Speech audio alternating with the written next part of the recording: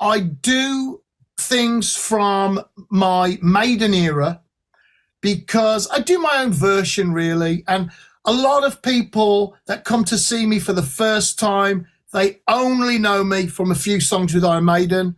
So I think it would be tragic if you came to see me and the only song that you knew was from Iron Maiden and you didn't hear that.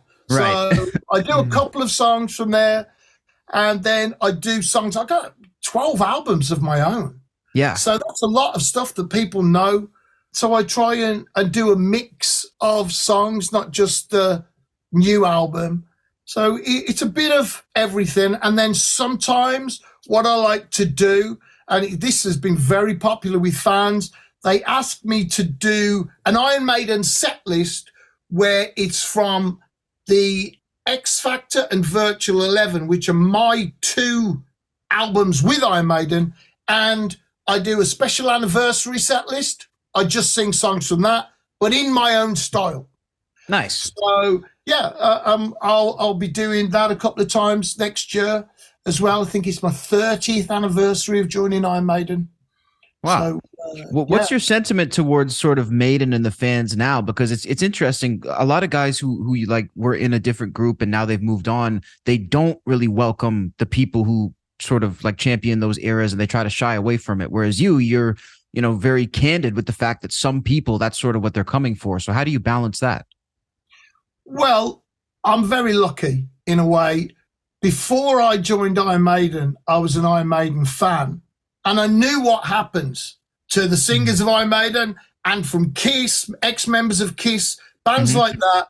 You will always be associated with that famous band. If you were played with Ozzy Osbourne or whatever, you'll always be associated with those guys. And so I was ready for that. I was friends with the guys in a band. I'm still friends with the guys. I go and see Steve Harris with his British Lion band. And also I saw Maiden twice on this tour, said hi to the guys.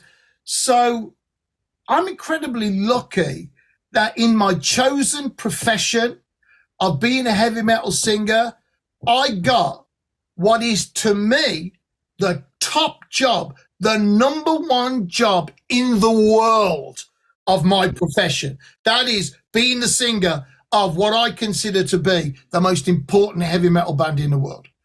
I'm very lucky to have had that, to have spent 5 years with Iron Maiden, 2 albums, a few B-sides. I'm incredibly lucky. For me, it's a matter of pride.